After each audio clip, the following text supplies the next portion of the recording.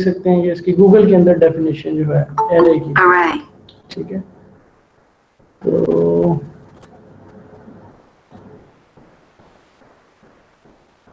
ये इसकी डेफिनेशन आप देख सकते हैं कि एरे एक्चुअली क्या है। हम इसके बारे में ये चीज़ें मेरा ख्याल है कि डिस्कस कर चुके हैं कि कंसेक्टिव मेमोरी लोकेशंस जो हैं, कंसेक्टिव का मतलब जुड़ी हुई हैं एक दूसरे के साथ। जैसे कि आमतौर पे हमारे जो घर हैं या मकान हैं वो गलियों के अंदर एग्जिस्ट कर रहे हैं, मोस्टली तो उनकी 3 साइडेड जो है वो कनेक्टेड होती हैं, बट एटलीस्ट वन साइड जो है this is connected with other houses or homes,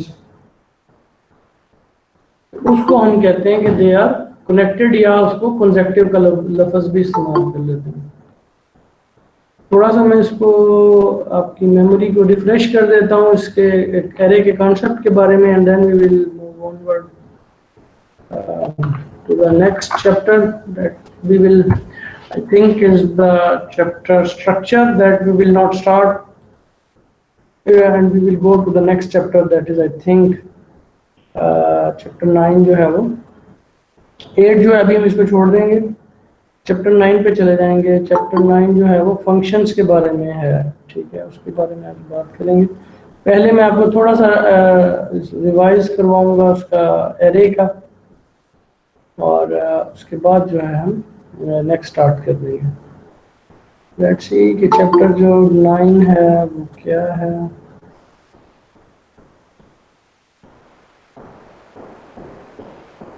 chapter 9 is about functions, ठीक है, ये हम पढ़ेंगे अभी। इससे पहले हम थोड़ा सा एरे का कॉन्सेप्ट जो है इसको रिवाइज कर लेते हैं जी। हम इसके बारे में पढ़ चुके हैं कि जी ये अगर हमारे पास ये जो वाइट स्क्रीन आप लोगों को शो हो रही है, इट्स लाइक ए रैम। तो अगर हम एक वेरिएबल डिक्लेयर करते हैं इंटीजर ए, हमने ये कोड लिखा, तो हमारे पास एक space according to the compiler definition integer जो है वो 2 बाइट का या 3 बाइट का, जितने का भी है, तो उतने बाइट्स हम रैम के अंदर ऑक्यूपाई कर लेंगे। And whenever we assign a value to this variable, that value will be represented in binary format in these bytes, ठीक है।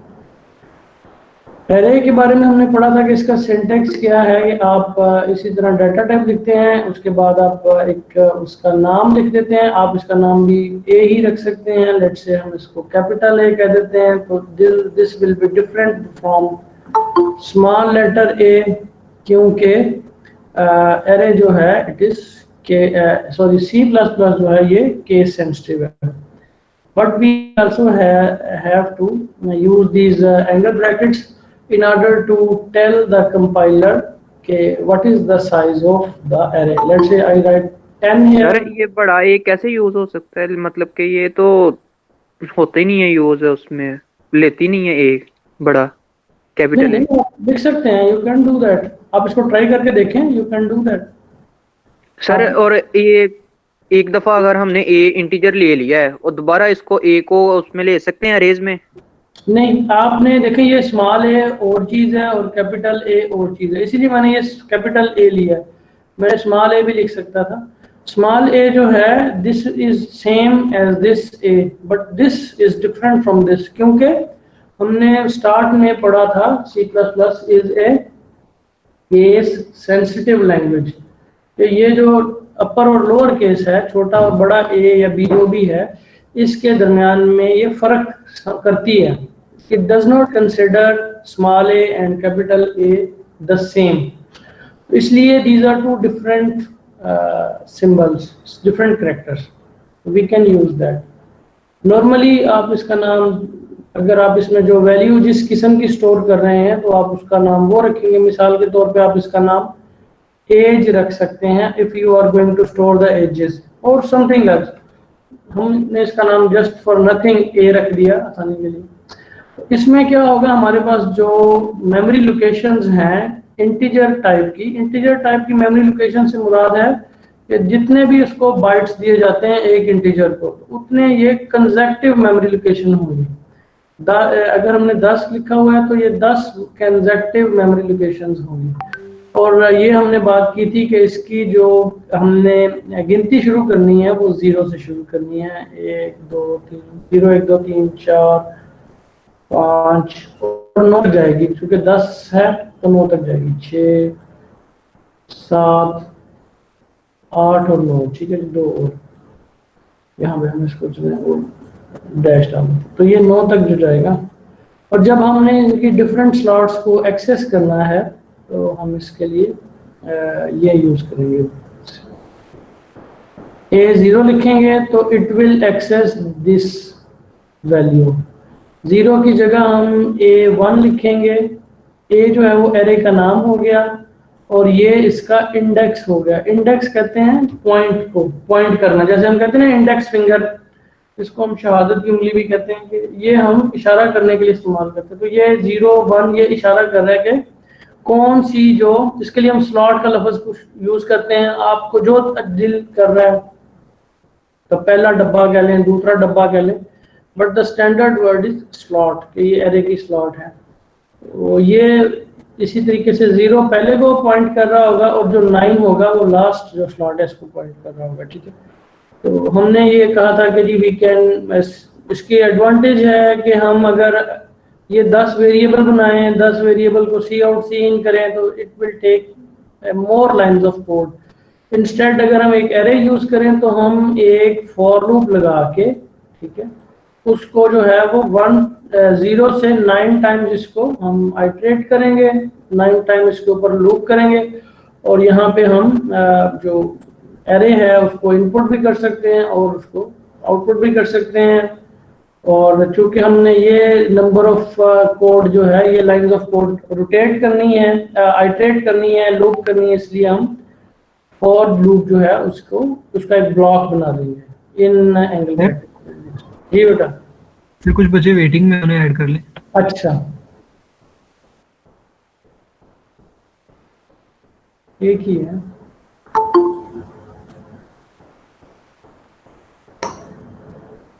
ठीक है जी, तो ये जो है हमारा एरे का कॉन्सेप्ट है।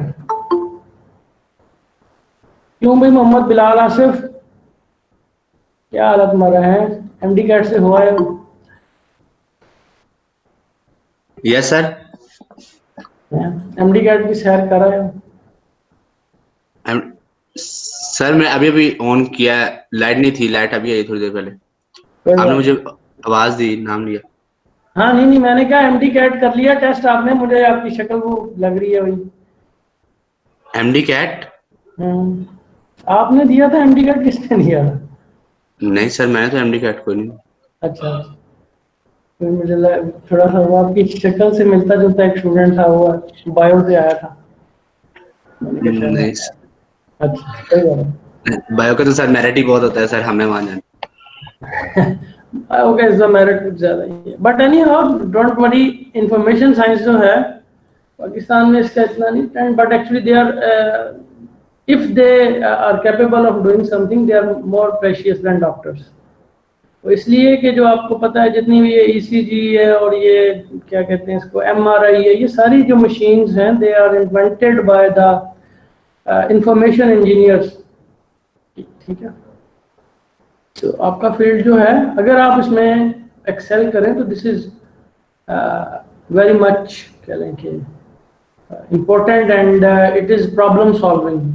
जैसे कि डॉक्टर दवाई देता है ना, तो आपकी दी हुई दवाई जो है वो सारी उम्र के लिए होगी, मिलों के अंदर, फैक्ट्रियों के अंदर जो आप सॉफ्टवेयर बनाएंगे। एनी हाउ हम बात कर रहे थे इसके ऊपर एरे के कॉन्सेप्ट के ऊपर। तो हम अब स्टार्ट करते हैं उसको जो है फंक्शंस की डिस्कशन के। फंक्शंस जो हैं वो क्या हैं? तो if anybody has some questions about the array concept। आवाज नहीं आ रही आपको? मेरी तरफ से बेटा माइक तो ऑन है, आपको आवाज मेरे ख्याल में आ जानी चाहिए। Still there is a problem, तो आप एक दफा मीटिंग छोड़ के दोबारा मीटिंग में ज्वाइन कर लें। यू हैव एनी प्रॉब्लम, मैं इसको दोबारा जो है स्क्रीन स्टॉप शेयर कर देता हूँ, दोबारा शेयर कर लेता हूँ। तो किसी हिचकिचाहट के बगैर जिस स्टूडेंट को कोई क्वेश्चन है एरे के बारे में, किसी किस्म का भी क्वेश्चन है, एक क्वेश्चन जो है मैं उसकी आपको इजाज़त नहीं देता, वो ये कि आप कहें कि सर एरे जो है वो क्या होता है समझा दें सारा, क्योंकि हम इसके बारे में पढ़ चुके हैं एंड इट्स नॉट नाइस कि हम रिपीट करें, क्योंकि जिसको समझ नहीं आई चीज़ वो क्वेश्चन वो कर सकता है। बच्चा तो ये भी कह सकता है जी मैं तो अंग्रेज़ी नहीं आती, यू कैन बी राइट कि आपको नहीं आती, लेकिन ये है कि this is not the place कि हम उसमें अंग्रेज़ी सीखें। इसी तरह एरे को हमने पढ़ा है, कुछ ना कुछ क्वेश्चन है कि जी ये कॉन्सेप्ट क्या है, आपने एरे का ये चीज़ बताई है, ये चीज़ समझ नहीं आ रही, तो उसके बारे में आप क्वेश्चन करें। सिंपल ये कि जी एरे होता क्या है आप कोई करे, तो this is not very interesting. It means कि उसने इससे पहले लेक्चर्स नहीं लिए, मे बी कोई प्रॉब्लम हो गई है उसके साथ, या ही और शी वाज नॉट इंटरेस्टेड, या समझ नहीं आया कि ये टॉपिक क्या है।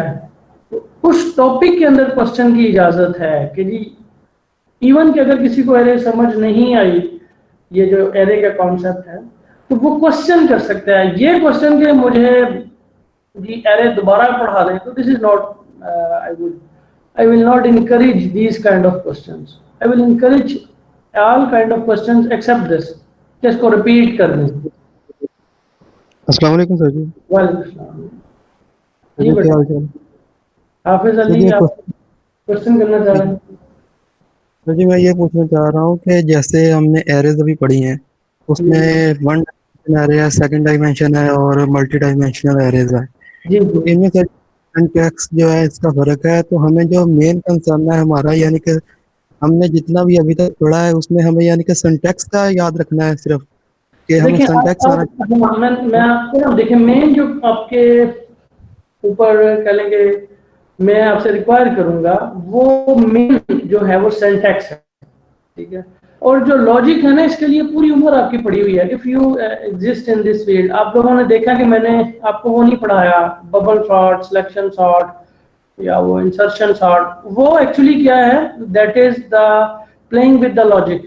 अब ये इमेज प्रोसेसिंग क्या होती है? इमेज प्रोसेसिंग जो है ये भी एक्चुअली एरे के अंदर जो वैल्यूज हैं उनको प्रोसेस करना होता है, जिसके जरिए से आप मतलब जो फेसेस हैं उसको रिकग्नाइज कर सकते हैं यूनिकली, ठीक है। इसके अलावा एक्टिविटी क्या परफॉर्म हो रही है, वो सारी चीज़ें जो हैं यू कैन, जो उसकी लॉजिकल इंटरप्रिटेशन है इमेजेस की, तो that is actually arrays operations. As detection है, ऑब्जेक्ट डिटेक्शन है, तो 50,000 किस्म की चीज़ें हैं, but it's a big like a universe. और जो भी आपको एक कैमराज देते हैं, कैमराज एज ए सेंसर, ठीक है, इसके अलावा लेजर डिवाइसेस होते हैं, तो all they are giving you data in bulks and then you are of course you have mostly जो स्ट्रक्चर है जिसमें आप डाटा को स्टोर करते हैं, बेसिक स्ट्रक्चर वो एरे है। इसके अलावा कुछ इससे ज़रा एडवांस स्ट्रक्चर हैं जिसको हम मैथमेटिकली जो हमारे सेट होते हैं, सेट हैं या वेक्टर्स उनको कह देते हैं, वो थोड़े से एडवांस इस सेंस में होते हैं कि they are easy to use as compare to array. तो ये तमाम के तमाम ये इसकी यूजेज है, ठीक है। और फिर आप इसको जिधर मर्जी ले जाएं, आप इसको एवियोनिक्स में ले जाएं, दैट्स व्हाई आई सेड कि ये जो फील्ड है आपका, this is very much interesting, this is actually technology, not just the programming. फिर इसके अंदर मैथमेटिक्स आ जाता है कि आपका प्रोग्राम जो है वो कितना एफिशिएंट है, because if it is following the mathematic rules, तो मैथ्स तो आप हर जगह इस्तेमाल कर सकते हैं। Math is very much general representation of a problem. तो these that's why as you move upward the things get more complex। जी बेटा, ठीक है, यानी कि सर जी हमें सिर्फ सिंटैक्स है वो ही हमने फोकस। अभी आपको सिंटैक्स बिल्कुल ऐसे ही है जैसे मैं आपको एक और एग्जांपल दूं कि किचन की एग्जांपल के लिहाज से अगर हम बात करें कि आपको एटलीस्ट जो उसको कहते हैं हांडी का मसाला तैयार करना, आपको पता होना चाहिए कि टमाटर, लहसुन अदरक और ये प्याज वगैरह जो है ये उसका मसाला बनाने के लिए जरूरी होते हैं चीजें। और बेसिक्स वगैरह पता होनी चाहिए। हाँ जी, बेसिक्स आपको पता होने चाहिए। बेसिक्स एरे क्या है, एरे आपको पता होना चाहिए कि जी कंजर्वेटिव मेमोरी लोकेशन है, एरे के अंदर एक टाइप का डाटा स्टोर किया जाता है, एरे को इनिशियलाइज डिक्लेयर कैसे किया जाता है। अब आपको दो लफ्जों का पता होना चाहिए, डिक्लेयर और इनिशियलाइज। डिक्लेयर का मतलब है कि उस वेरिएबल को क्रिएट करना, उसको हम डिक्लेयर कहते हैं। इनिशियलाइज का मतलब उसको पहली दफा वैल्यू असाइन करना। तो ये टर्म्स जो हैं आप जब इसको प्रैक्टिस करेंगे, इसको इम्प्लीमेंट करेंगे या पढ़ेंगे तो आपको ये ज्यादा अजबर होनी शुरू हो जाएंगी, या एक दूसरे के साथ इसको आप डिस्कस करेंगे, बताएंगे, किसी से पूछेंगे। तो this is the best way to learn something. उस्ताद जो आप देखते हैं उनको चीजें फिंगर टिप्स पे होती हैं, वो इसीलिए कि they are teaching those facts, बार बार उनको पढ़ाते हैं, तो इसलिए उनके वो कह लें कि बहुत ज़्यादा फिंगर टिप्स पे चीज़ें आ जाती हैं, जो उनकी वेरी आप कह लेंगे अवेलेबल मेमोरी है, जिसको हम रजिस्टर्स कहते हैं, तो उनकी वो इसीलिए उनको बहुत अच्छी याद रहती है। तो best way to learn something is to teach that thing.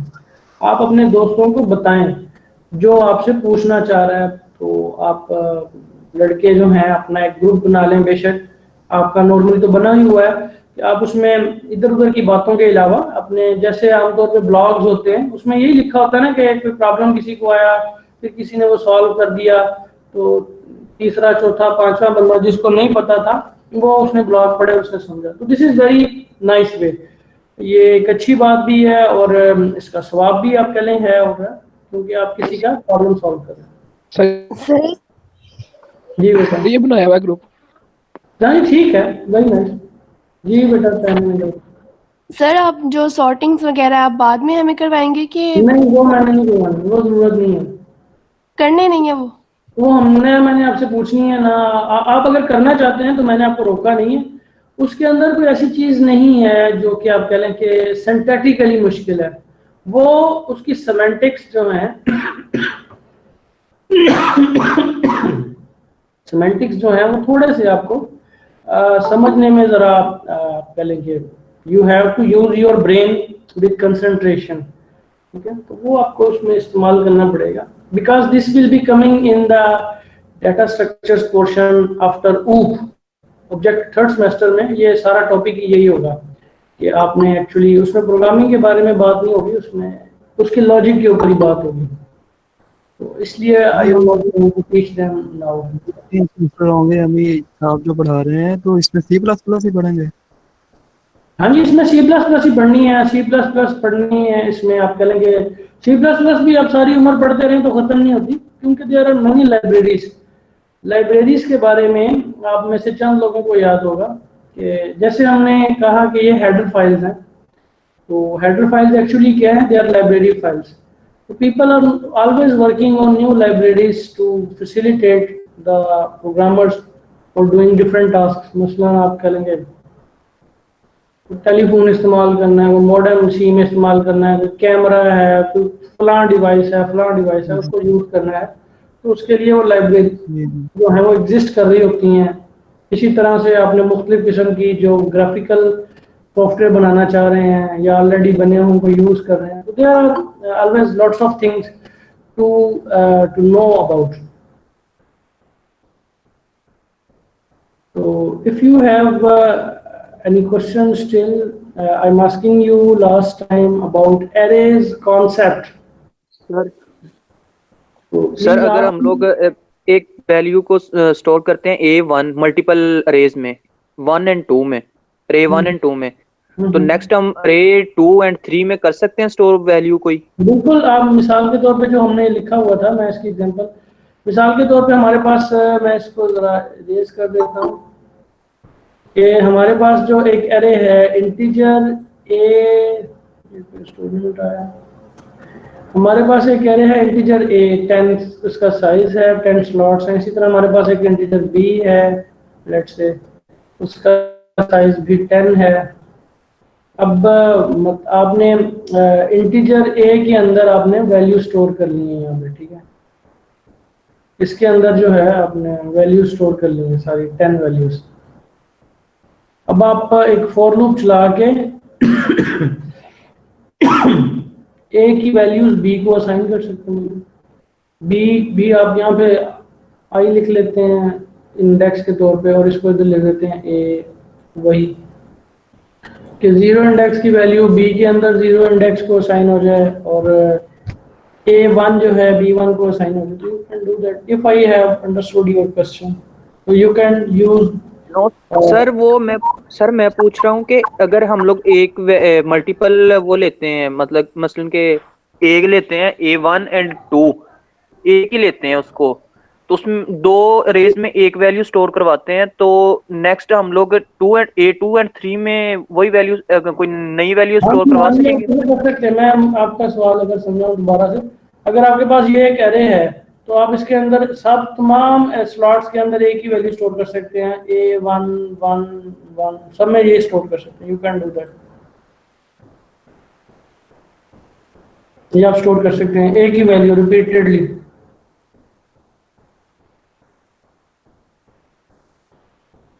ये मैं उसके इंडेक्स लिख रहा हूँ। जी बेटा, इसके अगर तो यही क्वेश्चन था तो I hope you have understood. If आप मुख्तलिफ पूछना चाहते हैं पूछ लें। सर अरे के एक इंडेक्स के अंदर कंप्लीट सेंटेंस स्टोर हो सकता है? मैं समझा नहीं, अकबर तेरे के इंडेक्स के अंदर कंप्लीट सेंटेंस स्टोर हो सकता है? नहीं, इंडेक्स जो है वो आपका सिर्फ एक नंबर होगा, इंटीजर होगा, that will be non negative. Zero से लेके आपका जो साइज आपने दिया है उससे एक कम, अगर 10 दिया है तो इंडेक्सेस की जो वैल्यू है वो 0 से 9 है। इसीलिए हम इसको अगर 10 की जगह एक जनरल वेरिएबल n यूज कर लें तो हम कहेंगे कि आपका इंडेक्स जो है वो 0 से लेके n-1 तक होगा। सर यानी कि इसमें सिर्फ न्यूमेरिक वैल्यूज स्टोर हो सकती हैं? सिर्फ न्यूमेरिक, क्योंकि बेटा ये इशारा बता करना है ना कि ये कौन से नंबर वाम स्लॉट एक्सेस करनी है, कौन सा बॉक्स, कौन सा स्लॉट। नहीं सर, ये मैं बात नहीं कर रहा, मैं कह रहा हूँ कि A2 के अंदर अगर हम सेंटेंस स्टोर करना चाहें कि A1 के अंदर पास और A2 के अंदर फेल, तो उसको प्रिंट करवाना चाहिए A1 स्लॉट्स के अंदर, एज ए इंडेक्स नहीं, स्लॉट्स के अंदर या इन डब्बों के अंदर। जी सर। हाँ जी, इनके अंदर आप बेशक आप पूरे मतलब किताब स्टोर कर लें। आपका कहने का मकसद ये है कि लेट से मैं आपको कहता हूँ जी, मिसाल के तौर पे हमने ये हमारा एक एरे है, ठीक है। अगर आपने इसको इंटीजर टाइप का एरे बनाया है तो आप इसमें आप एक स्टोर कर सकते हैं एक नंबर, कोई भी एक नंबर। अगर आपने इसको करैक्टर टाइप का एरे बनाया है तो आप इसमें कोई करैक्टर स्टोर कर सकते हैं। इसी तरह फ्लोट डबल स्टोर कर सकते हैं। फिर अगर आपने, इससे हम आगे चले जाते हैं, वो यूजर डिफाइंड डाटा टाइप होती है, उसमें आप अपनी मर्जी की कोई चीज जो है आपने बनाई हुई वो आप स्टोर कर सकते हैं, ठीक है। एक सेकंड का टाइम।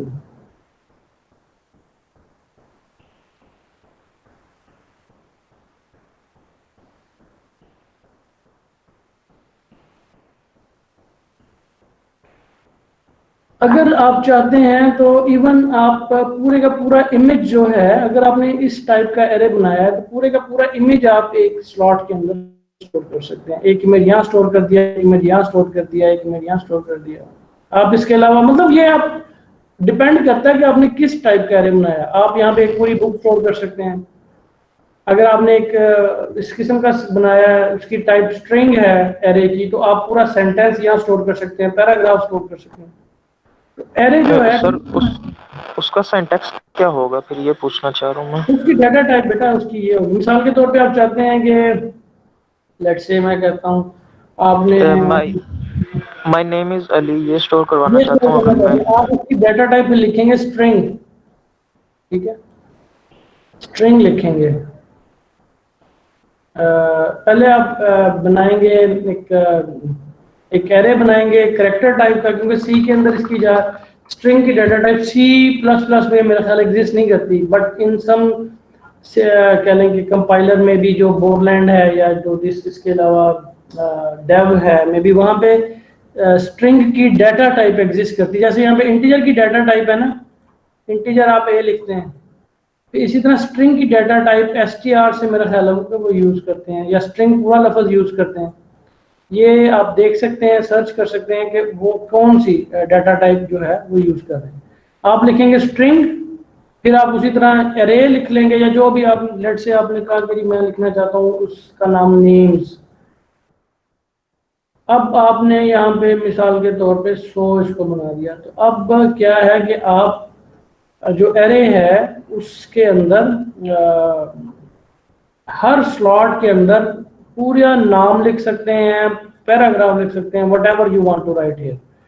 यहाँ पे आप जो मर्जी लिख सकते हैं। उसके लिए आपने उसकी डाटा टाइप स्ट्रिंग है वो बनानी पड़ेगी। सर जी ऐसा सर इसमें हम सिर्फ 100 वर्ड्स लिख सकेंगे कि 100 वर्ड्स विद स्पेस लिख सकेंगे कि लिख के अलग-अलग कैरेक्टर में 100 वर्ड एक स्लॉट के अंदर पूरा पैराग्राफ लिख लेंगे, दूसरी स्लॉट के अंदर कुछ और लिख देंगे। इसमें वर्ड्स भी हो सकते हैं, इसके अंदर पैराग्राफ भी हो सकता है। जाहिर बात है इसमें वो आपके क्या कहते हैं स्पेसेस भी होंगी, नंबर भी आ सकते हैं, व्हाटएवर यू वांट। सर जी जैसे हम इंट अगर हो डाटा टाइप तो उसमें सिर्फ जो न्यूमेरिक वैल्यूज हैं 1 से 9 तक वो करते हैं, और कैरेक्टर डाटा टाइप में ए से जी तक करते हैं। अगर हम चाहें एक ही डाटा टाइप डिक्लेयर करवाएं एरे के जरिए और उसमें अपनी मर्जी से यानी कि 1 से 9 तक जो है वो इस्तेमाल कर लें न्यूमेरिक वैल्यूज, और ए से जी जो है वो भी इस्तेमाल कर लें एक ही डाटा टाइप। बिल्कुल वो आप ऐसा कर सकते हैं, वो हम ऑब्जेक्ट ओरिएंटेड में पढ़ेंगे, क्योंकि अभी अगर हम उसको पढ़ना चाहें तो वी कैन डू दैट। ये मतलब ऐसा नहीं है कि वो मना है, लेकिन पहले हमने ये कोर्स ये कंप्लीट करना प्रोग्रामिंग फंडामेंटल का। अगर आप कहते हैं तो मैं इसी में आपको पढ़ा देता हूँ, नो प्रॉब्लम। वो ऑब्जेक्ट ओरिएंटेड का पोर्शन है। ऑब्जेक्ट ओरिएंटेड जी बेटा। नहीं सर जी मैं ये कह रहा था जैसा आप चाहें, मैं तो ये पूछ रहा था कि ऐसे पॉसिबल है वैसे। हाँ जी पॉसिबल है। मैं देखिए मैं असल में ना वो मैं मकसद में आपको कोई गुस्से से नहीं कह रहा, मकसद ये है कि वो पॉसिबल है, but that is the portion of next course. और अगर आपकी ख्वाहिश है तो we can do that, but पहले हम इस कोर्स को ख़त्म कर लें, थोड़ा सा रहता है ये, तो उसके बाद हम उस पर भी जा सकते हैं। उसमें आप अपनी मर्जी की डाटा टाइप बना लेंगे, अपनी मर्जी की। वो 4 चैप्टर हैं, हम उसको ख़त्म कर सकते हैं, नो प्रॉब्लम। मेन चीज़ ये है कि आपको समझ आनी चाहिए, और आपको समझ आने की जो है वो तरीकाकार ये कि आप उसको पढ़ेंगे। ये बहुत मुश्किल काम है कि आपको पढ़ना पड़ेगा, और फिर आपको जो समझ नहीं आएगा वो आप क्वेश्चन कर सकते हैं।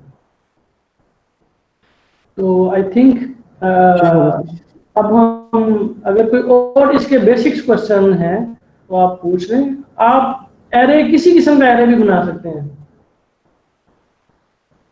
ठीक है। आप उसकी डाटा टाइप चेंज करेंगे वो उस किस्म का बन जाएगा। तो मेरा ख्याल है कि आप अगर कोई क्वेश्चन है तो आप नेक्स्ट मुझे इसके कल जो हमारी क्लास है उसमें आप बता दें। तो now we start with functions, ठीक है। फंक्शंस जो हैं उसके बारे में हम थोड़ा सा ओवरव्यू ले लें पहले। फंक्शंस क्या हैं जी? फंक्शंस जो हैं जैसे कि हम देख रहे हैं कि पहले तो फंक्शन की जो एडवांटेज है या मोटिवेशन है उसके ऊपर बात थोड़ी सी कर लें। आप लोगों ने अभी तक जो पढ़ा है वो ये कि आप एक प्रोग्राम लिखते हैं, उसमें यहाँ पे पहली 2 लाइनों में हेडर फाइल, 2 या 3 लाइनों में हेडर फाइल लिखते हैं, ठीक है जी। उसके बाद में आप लिखते हैं मोस्टली वॉइड मेन या इंट मेन, जो भी आप लिखते हैं, आप लिखते हैं जी मोस्टली वॉइड मेन। मेन जो है हमने कहा कि एक फंक्शन का नाम है, और ये आप कह लें कि kind of A reserved word है, काइंड ऑफ कि ये जब हम लिख देते हैं मेन और उसके बाद ये 2 पैरेंथेसिस, तो इसका मतलब हम ये बताते हैं कंपाइलर को कि भाई जो ये प्री प्रोसेसिंग कमांड्स हैं, आपको याद होगा कि हमने कहा था कि ये हम जो प्री प्रोसेसिंग है, प्री प्रोसेसिंग का मतलब क्या है कि एक्चुअल प्रोग्राम को रन करने से पहले जो आपने पहले ही काम कर लेना, तो वो ये कमांड्स रन कर लें। उसके बाद जो मेन प्रोग्राम है उसकी एंट्रेंस, या हम इसको कह लें ये आपका मेन गेट है, मेन जो आपके प्रोग्राम के अंदर एंटर होना है आप, उसने कंपाइलर ने उसको एग्जीक्यूट करने के लिए, तो वो मेन फंक्शन है। ठीक है, मेन जो है मेन काम उसका। फंक्शन जो है, ठीक है, आपके एकदम ज़हन में वो मेरा ख्याल है कोई शादी वगैरह का फंक्शन या इस किस्म का फंक्शन आ जाता है। फंक्शन का एक और मकसद भी होता है काम, कि ये गाड़ी का क्या फंक्शन है। जैसे वो कहते नहीं है वो समटाइम, अगर आप लोगों ने वो थिएटर ड्रामे होंगे इसके क्या फंक्शन है जी हैं, तो मतलब जैसे आपकी मोटर बाइक है, इसके कोई ख़ास फंक्शन है कि ये आपको एक जगह से दूसरी जगह ले जाती है, स्पीड इसकी चेंज हो जाती है, लाइट्स हैं, ठीक है, इंडिकेटर्स हैं, सीट्स, एक सीट है जिस पर आप बैठ सकते हैं, you can sit on that seat, और अगर आपका दिल करे तो आप टैंकी पे भी बैठ सकते हैं। तो इसी तरह घर के अंदर फ्रिज है, उसका एक फंक्शन है कि ये चीज़ों को ठंडा कर देता है, हीटर है और चूल्हा है। ठीक है, इसके अलावा आपके अब्बा जी की जूती है जिसका एक ख़ास फंक्शन है। तो देयर आर थिंग्स जिनका एक काम होता है, उसको हम यहाँ पे वो वाला फंक्शन का मकसद जो है वो हम यहाँ पे यूज करेंगे कि एक स्पेसिफिक टास्क जो सॉल्व करे। जैसे आप क्या कहते हैं, बिजली वाले को बुलाते हैं, बिजली वाला एक खास उसका एक काम है, उसका एक खास फंक्शन है कि वो बिजली को ठीक कर सकता है, इलेक्ट्रिसिटी की वायर्स को। इस तरह प्लम्बर जो है उसका एक खास फंक्शन है। ठीक है, तो there are different tasks that are performed, तो उसको हम कह देते हैं फंक्शन। जो में अगर हम वो घूम फिर के उन मुख्तलिफ जो मानी है वहाँ से घूम फिर के अपने C++ की तरफ आ जाएं, तो मेन एक ऐसा फंक्शन है, मेन एक ऐसा आपका कह लें इंटरेस्ट है जहाँ से आपका प्रोग्राम एग्जीक्यूट होना शुरू हो। अब आप लोगों को जैसे कि आप कह लेंगे in order to motivate you कि हर जो चीज़ है उसका अलग से एक फंक्शन होता है और वो उसके लिए मखसूस आप कर सकते हैं। मिसाल के तौर पे जो मोटरसाइकिल की मैं बात करता हूँ, क्योंकि मेरे पास मोटर बाइक है, तो मोटर बाइक की मैं एग्जांपल दे रहा हूँ। तो मोटर बाइक जो है उसका एक काम ये है कि आप उसके ऊपर बैठ के सफ़र कर सकते हैं। अब अगर आप कहेंगे जी मैं मोटर बाइक के ऊपर बैठ के खाना भी पकाना चाहता हूँ, तो ये ज़रा गैर मुनासिब हो जाएगा। तो मतलब उसका काम जो है वो एक स्पेसिफिक काम है, आप वही उससे ले सकते हैं। इसी तरह हंडिया जो है उसके अंदर आप किताबें नहीं रख सकते, ठीक है, या उसमें पैसे नहीं रखते। हर चीज़ का एक फंक्शन है एंड आप उस चीज़ को उस फंक्शन या उस काम के लिए बार बार इस्तेमाल कर सकते हैं। जैसे कि हंडिया, उसके अंदर आप खाना पका सकते हैं और सुबह शाम दोपहर पका लें, जब जितनी दफ़ा मर्जी पका लें, तो that object is specific for that task. यहाँ पे जो इसकी मोटिवेशन है फंक्शंस की कि एक स्पेसिफिक टास्क परफॉर्म करने के लिए आप एक स्पेसिफिक प्रोग्राम लिखेंगे।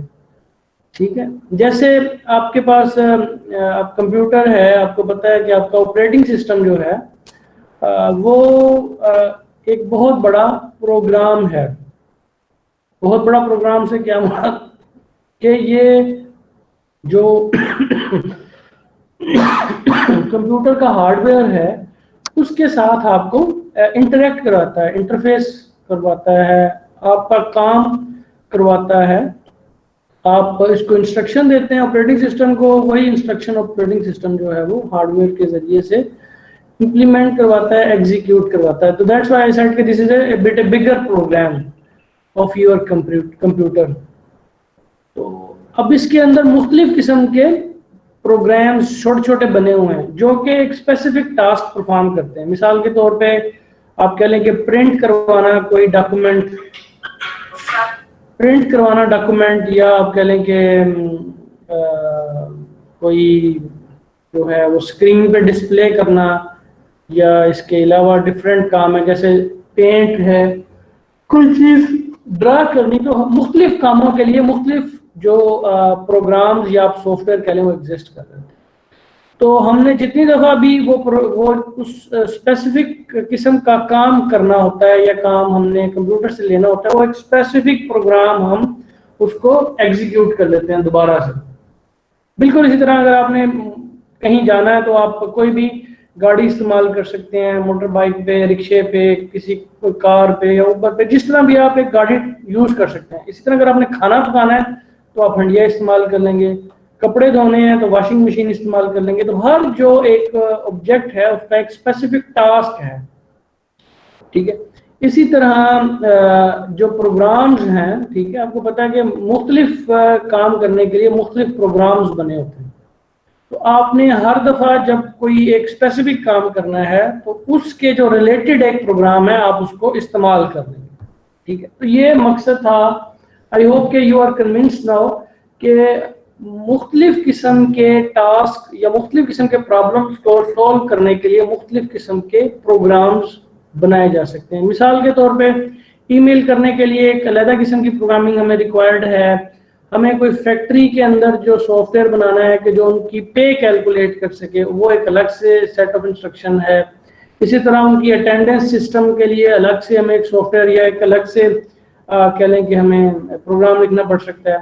फिर हमने अगर कैमरा से इनपुट लेनी है, किसी का फेस डिटेक्ट करना है, तो एक दफ़ा हमने फेस डिटेक्ट कर लिया तो उस जो प्रोग्राम है उसको मल्टीपल टाइम यूज कर सकते हैं, उसकी अटेंडेंस के लिए, उसकी एब्सेंट काउंट करने के लिए, उसको रिकग्नाइज करने के लिए वो कहाँ पे फिर रहा है, ठीक है, या क्या क्या करता फिर रहा है, किस जगह पे वो है इस वक्त, उसकी लोकेशन को गेट करने के लिए।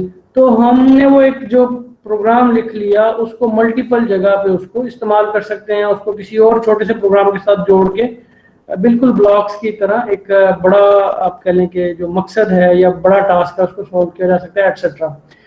इसीलिए हम जो फंक्शंस हैं इसको हम कह लेते हैं कि they are kind of reusable programs. But साहेब सर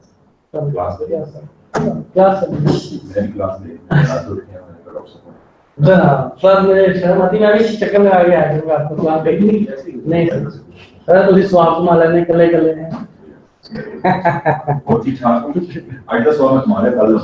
चलो ठीक। डॉक्टर कल से गप भी लगाने वाली ना जड़ी या सीटा सुता में बैठ गपशप कर देंगे। सर मैं नहीं टेम्पलेट बनाया, नाम नहीं चेंज करना। ठीक ठीक है। अच्छा, तो बात हम कर रहे थे इसकी फंक्शंस की के फंक्शंस जो हैं आप उनके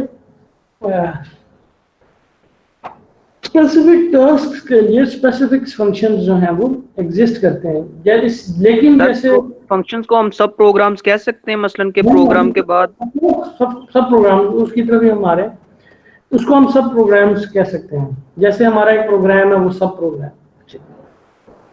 आई होप के लोग जो हैं बैठे हुए people coming from different background like engineering, yeah, maybe from bio, now they got the point कि functions को जो मैं elaborate कर रहा हूँ उसका मकसद क्या है कि हम जो piece of code है या set of instructions हैं, अगर हम एक specific task के लिए जो एक specific code लिखते हैं तो उसको हम अपने main function से अलग एक उसको कर सकते हैं, क्योंकि वो एक स्पेसिफिक टास्क परफॉर्म कर रहा है। मिसाल के तौर पे वो कोई कैलकुलेट कर रहा है, कोई किसी की पे कैलकुलेट कर रहा है, कोई एज कैलकुलेट कर रहा है, या कोई वो एक स्पेसिफिक छोटा सा प्रॉब्लम सॉल्व कर रहा है, तो हम उसको अपने एक जनरल जो मेन प्रोग्राम है उससे अलग कर सकते हैं, ठीक है। उसकी जो आप कह लें कि छोटी सी पिक्टोरियल अंडरस्टैंडिंग वो ये है, हम इधर से कोड के अलावा की बात कर लेते हैं कि अगर हमारे पास ये एक मेन का प्रोग्राम है, ठीक है, जो उसमें कुछ भी छोटे छोटे कोई भी जनरल एक प्रोग्राम है जो रन होगा ये मेन का, जहाँ पे हमारा कंपाइलर यहाँ से या कंप्यूटर इसको यहाँ से एग्जीक्यूट करना शुरू करेगा। तो हम अलग से छोटे छोटे ये जो डिब्बे में बना रहा हूँ ये हमारे अलग से छोटे छोटे सब प्रोग्राम हो सकते हैं जो कि एक स्पेसिफिक टास्क परफॉर्म कर सकते हैं। मतलब आपने कोई स्पेसिफिक टास्क यहाँ परफॉर्म करना था तो आपने इस प्रोग्राम को यहाँ पे कॉल कर लिया। जब इसको कॉल यहाँ पे कॉल करने का मकसद क्या कि यहाँ पे आपने उसको लिख दिया, उसका सिंटैक्स क्या है वो मैं भी आपको बताता हूँ। आपने उस प्रोग्राम को यहाँ पे लिख दिया तो जब हमारा कंप्यूटर एग्जीक्यूट करता हुआ यहाँ पे आएगा इस जगह पे, तो वो यहाँ पे इस सब प्रोग्राम में चला जाएगा। यहाँ पे सब प्रोग्राम को वो सारा एग्जीक्यूट करेगा लाइन बाय लाइन, ठीक है। और जब ये खत्म हो जाएगा तो फिर उसी जगह पे जहां से वो गया था अपने मेन प्रोग्राम से, सब प्रोग्राम से, वो वापस आ जाएगा। उसके बाद आपको मे भी हो सकता है कि यही जो प्रोग्राम है, यही वाला सब, इसकी दोबारा जरूरत पड़ सकती है, आप इसको दोबारा कॉल कर लेंगे, ये दोबारा एग्जीक्यूट हो जाएगा, ठीक है। ये बिल्कुल उसी तरह है कि आप जैसे एग्जांपल दी मैंने आपको कि आप कहीं सफर करना है तो you can use multiple times an object. आप मोटर बाइक यूज कर सकते हैं। अगर आपने खाना पकाना है तो जाहिर बात है हर दफा आप नई हंडिया तो नहीं लेके आते, उसी हंडिया के अंदर आप उसको रीयूज कर लेते हैं। तो ग्लास में पानी पीना है तो इसी तरीके से जो प्रोग्राम्स हैं आप इसको at the required time reuse कर सकते हैं। Now they are just like blocks. आपको कोई एक मिसाल के तौर पे मैं, आप देखते हैं कि सी आउट जो है ये एक अच्छा खासा मुश्किल काम है कि how you are going to display the things on the screen. हम क्या करते हैं, हम जस्ट वो सी आउट का एक सिंटैक्स यूज करते हैं जो एक छोटा सा आप कह लें काइंड ऑफ प्रोग्राम है, एक ऑब्जेक्ट है या उसका स्टैंडर्ड आइडेंटिफायर है, उसको यूज करते हैं। और जब सी आउट हम यूज करते हैं तो वो जो डबल कोट्स में स्ट्रिंग है वो उसको पास हो जाती है और वो उसको डिस्प्ले करवा देता है somehow। But this is not a program, this is just an example. This is an example of a standard identifier जो कि एक प्रोग्राम के अलावा जो है आपका एक टास्क परफॉर्म कर रहा है। But the programs are having different syntax. वो अभी हम देख लेते हैं कि आप उसको कैसे उसका सिंटैक्स क्या है। एक्चुअली सिंटैक्स उसका यही है जो यहाँ पे लिखा हुआ है वाइड मेन के अंदर, कि आपने जो एक प्रोग्राम है उसका आप ये कह लें कि उसकी ये ऊपर की लगी हुई चिट है, या आपका इसको जिस तरीके से भी समझ सकें कि ये उस प्रोग्राम के बारे में आपको बताता है। जैसे आप कोई डिवाइस लेके आए कि आप उसको यूज कैसे करना है, कौन से बटन है जो उसके आप प्रेस कर सकते हैं और वो आपको कैसे रिस्पॉन्स कर सकता है। तो जो प्रोग्राम का रिस्पॉन्स है वो यहाँ पे लिखा होगा कि आपको प्रोग्राम क्या रिस्पॉन्स करेगा और प्रोग्राम को आपने क्या इनपुट करना है वो आपको इस ब्रैकेट इन पैरेंथेसिस के अंदर लिखा होगा, ठीक है जी। और ये प्रोग्राम का नाम होगा। वाइड का मतलब ये मेन जो है कुछ रिटर्न नहीं कर रहा, ठीक है। फिलहाल आप इसको ऐसे ही समझ लेंगे, ये कुछ रिटर्न नहीं कर रहा। और ये एम्प्टी ब्रैकेट्स का मतलब ये है कि हम भी एज ए कह लेंगे यूजर इसको कुछ पास नहीं कर रहे। We are not giving anything as input and void जो है ये शो कर रहा है कि we are not taking anything from this main, ठीक है जी। अच्छा, अब हम एक डायरेक्टली एक छोटे से एग्जाम्पल प्रोग्राम की तरफ चले जाते हैं ताकि आपको कुछ चीज़ें ज़्यादा क्लियर हो जाएं और समझने में आसानी हो। फिर आप क्वेश्चन, मिसाल के तौर पे मैं एक छोटा सा प्रोग्राम जो है लेट से मैं बुक से ले लेता हूँ, उसको एलेबोरेट करता हूँ without going into these details जो यहाँ पर लिखी हुई हैं। ये उसने ज़्यादा ही छोटा बना दिया, मैं कुछ इंटरेस्टिंग गेट कर दूँ। फिर उसके बाद इसकी दो इम्पोर्टेंट चीज़ें इसके अंदर चले हम एक अपना अलग से बना लेते हैं थोड़ा सा यहाँ पे, बल्कि इसके लिए मैं वर्ड ओपन कर लेता हूँ।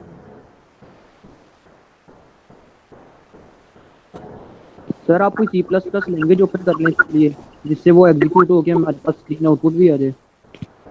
अच्छा, मतलब आप कह रहे हैं कि उसको रन कर लें उसमें टर्बो सी में।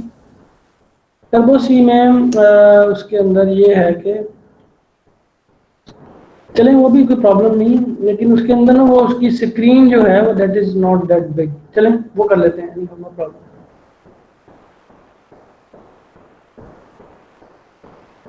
सर जी हमारा प्रैक्टिकल भी होगा इस बुक का फर्स्ट सेमेस्टर में?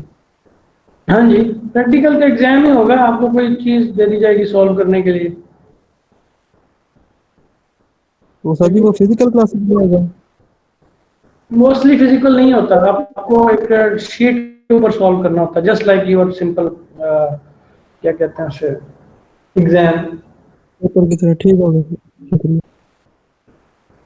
अच्छा जी, हम एक प्रोग्राम भी यहाँ पे बना लेते हैं।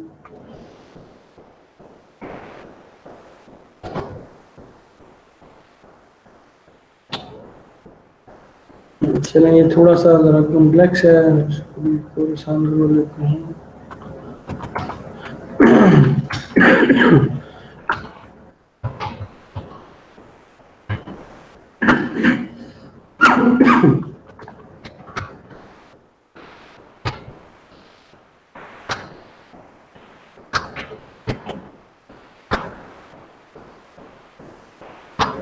Yes, add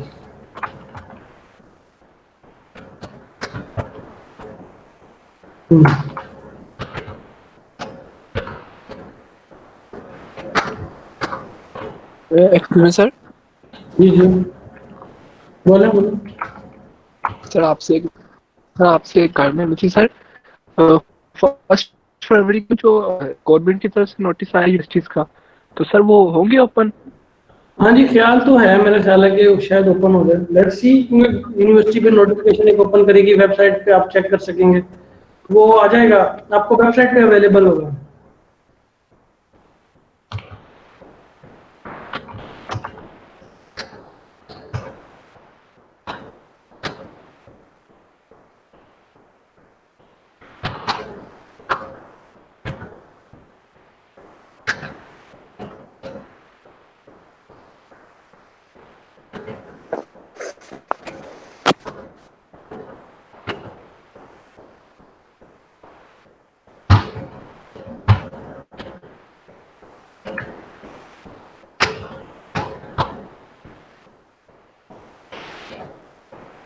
अच्छा जी, नीचे इसको प्रोग्राम बना सकते हैं।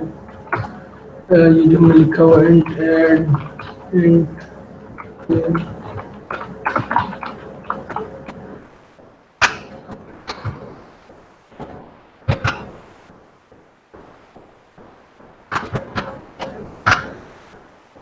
ये हमने एक सब प्रोग्राम बना लिया।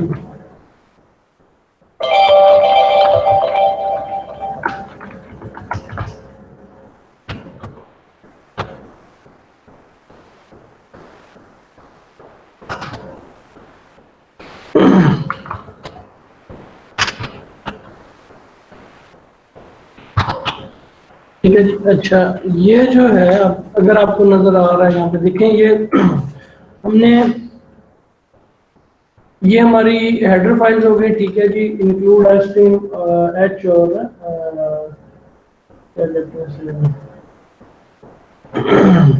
कोनियो। उसके बाद ये जो डेफिनेशन थी, इसको हम कहते हैं डेक्लेरेशन ऑफ ए प्रोग्राम, सब प्रोग्राम। इसको ये डेक्लेरेशन है, हमने डिक्लेयर किया कि एक प्रोग्राम सब प्रोग्राम है जिसका नाम क्या है जी, ऐड। ठीक है जी, और जिसकी रिटर्न टाइप है इंटीजर, मतलब ये हमें एक इंटीजर टाइप का वेरिएबल या वैल्यू रिटर्न करेगा। ठीक है, वैल्यू रिटर्न करेगा इंटीजर टाइप की, और इसको हम इनपुट क्या करेंगे, इंटीजर टाइप की वैल्यूज इनपुट करेंगे, 2 वैल्यूज। सर अंदर हम लोग कैरेक्टर दे सकते हैं इसको? हाँ, जो मर्जी आप इंटीजर ऐड और अगर आगे लिख लें कैरेक्टर ए और कैरेक्टर बी, जो मर्जी आप, जो डाटा टाइप, अगर जो स्टैंडर्ड डाटा टाइप है आप उसको दे सकते हैं। आप उसको डिफाइन भी दे सकते हैं, डिपेंडिंग कि आपने उसको डिफाइन कर दिया है। तो ये आपको जो मर्जी कैरेक्टर जो मर्जी लिख सकते हैं। ये 2 अलग अलग लिखे हुए हैं, इंट ए और इंट बी। तो इंट ए और बी इकट्ठा लिख सकते हैं कोमा लगा के? नहीं, कोमा लगा के नहीं आप लिख सकते, ये आपको अलग ही करना पड़ेगा। ऐसे ही करना पड़ेगा जैसे यहाँ पे लिखा हुआ, अलग अलग। ये आपको इकट्ठा नहीं लिख सकते, क्योंकि आपने यहाँ पे इकट्ठा इसलिए नहीं लिख सकते क्योंकि आपने उसमें बताया है कि पहला जो आर्गुमेंट है या पैरामीटर है वो इंटीजर टाइप का है, और दूसरा जो आर्गुमेंट है वो भी इंटीजर टाइप का है। दोनों, ये दूसरा आप कैरेक्टर टाइप का भी लिख सकते हैं, जरूरी नहीं है कि आप इंटीजर के लिखें। ठीक है, तो इसलिए आपको अलग उसके लिए भी हम 2 कैरेक्टर यूज नहीं कर सकते जी। यानी कि जो सेम डाटा टाइप है उसके लिए भी एक कैरेक्टर इस्तेमाल करेंगे। हाँ जी, आपको अलग अलग लिखना पड़ेगा। अगर सेम ही दोनों डाटा टाइप्स हैं उसके लिए भी आपको अलग अलग ही लिखना पड़ेगा, क्योंकि ये कोई उन्होंने इस किस्म का रूल नहीं बनाया। उन्होंने कहा कि भाई आप इसको अलग से लिखें जो भी डाटा टाइप।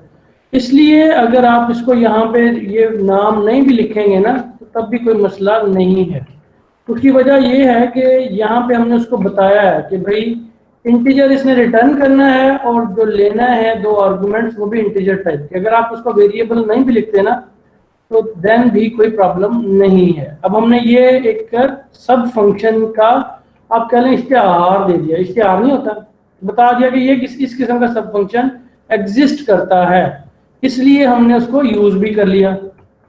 ये देखिए हमने यहाँ पे यूज कर लिया, उसको कॉल कर लिया, उसका नाम लिखा ऐड और उसको 2 वेरिएबल पास कर दिए इंटीजर टाइप के a और b, ठीक है। अब यहाँ पे उसको डिफाइन कर दिया। डिफाइन का मतलब क्या है कि हमने बता दिया कि ये काम क्या करेगा। ये क्या करेगा, a और b को जमा करेगा, उसको रिटर्न कर दे। रिटर्न कहाँ करेगा, जहाँ पे वो कॉल हुआ, यहाँ पे कॉल हुआ, ठीक है। अब इसको मैं एक दफा रन करता हूँ आपके सामने। ऐड के नाम से इसको सेव कर लेते हैं, पहले कंपाइल करते हैं। हमारे पास ये कंपाइल हो गया। हम इसका वो क्लियर स्क्रीन लिख लेते हैं यहाँ पे, क्लियर स्क्रीन, ताकि स्क्रीन हमारी क्लियर हो जाए। F2 compile. अब इसको रन करेंगे तो वो इंटीजर 1 दे, 4 हमने दिया, 5 दिया, उसका रिजल्ट हमारे पास 9 आ गया, ठीक है। हम इसको इस चीज़ को दोबारा यहाँ पे भी यूज़ कर सकते हैं। लेट्स से मिसाल के तौर पे अब इससे ज़्यादा इंटरेस्टिंग चीज़ करते हैं, ठीक है। इससे ज़्यादा इंटरेस्टिंग चीज़ क्या है कि ये जो है वेरिएबल्स को हम इनके सी आउट सी इन जो है इसको भी अलग से एक प्रोग्राम में बना सकते हैं, लेकिन उसमें वेरिएबल पासिंग हो जाएगी मुख्तलिफ। चलें वो इस बाद में कर लेते हैं।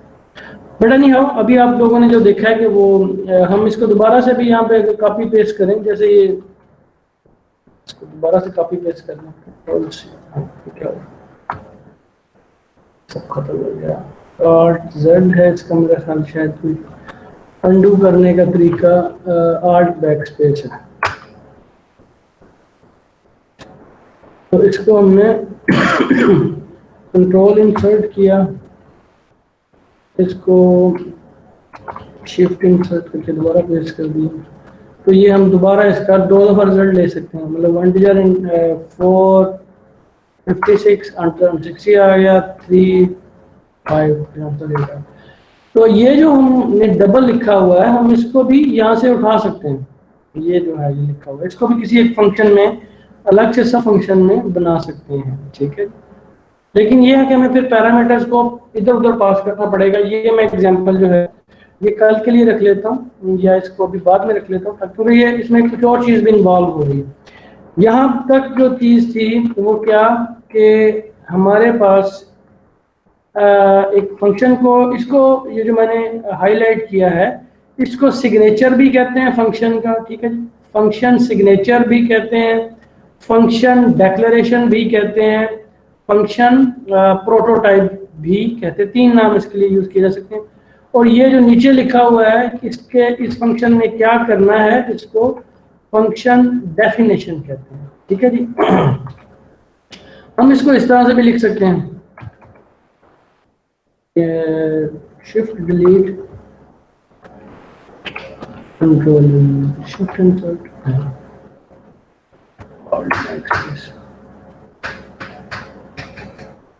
एक मिनट, और शिफ्ट डिलीट तो शिफ्ट इंसर्ट है तो इसके लिए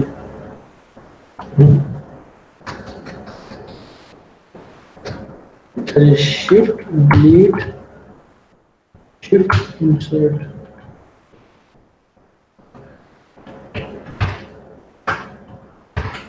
अब मतलब ये देखिए हमने उसकी प्रोटोटाइप नहीं दी, हमने डायरेक्ट सब फंक्शन भी ऊपर ही लिख दिया सारा, तो हमें प्रोटोटाइप देने की जरूरत नहीं है। मतलब अगर आपने फंक्शन सब फंक्शन जो है या सब प्रोग्राम जो है मेन के बाद में लिखना है तो देन आपको प्रोटोटाइप देने की जरूरत है। अगर आपने सब फंक्शन मेन से पहले लिख देना है तो फिर आपको प्रोटोटाइप देने की जरूरत नहीं है। प्रोटोटाइप इसलिए जो है वो दिया जाता है ताकि आपने ये जो ऐड लिखा हुआ है, अब अगर आपने प्रोटोटाइप नहीं दिया होगा तो उसको पता ही नहीं होगा कि ऐड क्या है। अब आपने फंक्शन ही ऊपर डिफाइन कर दिया उसको कि ये फंक्शन है और ये काम करता है, तो इसलिए हमें प्रोटोटाइप देने की जरूरत नहीं है।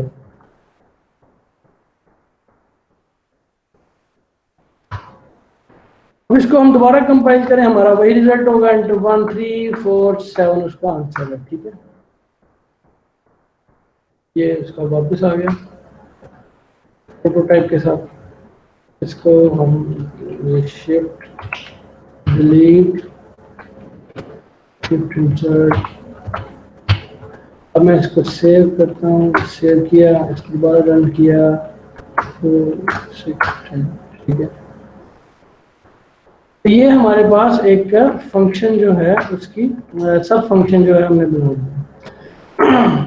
इसमें कोई क्वेश्चन अगर है तो प्लीज आस्क। इसको थोड़ा सा एक्सप्लेन कर दें। हमने जहाँ पे वॉइड इस्तेमाल किया है, वॉइड मेन या इंट मेन की जगह पे, ये इसका मतलब तो होता है ना कि नथिंग रिटर्न, तो ऊपर जो रिटर्न लिखा हुआ है वो कोई और यानी कि है इसका कीवर्ड? नहीं नहीं, यही है। अब देखिए यहाँ पे हमने लिखा है ना वाइड, मतलब ये कि कुछ रिटर्न नहीं करता, तो हमने इसलिए यहाँ पे रिटर्न लिखा ही नहीं। वो यहाँ पे हमने लिखा है इंटीजर। अगर मैं यहाँ पे वाइड लिखना चाहूँ मिसाल के तौर पे, मैं यहाँ पे लिख देता हूँ वाइड।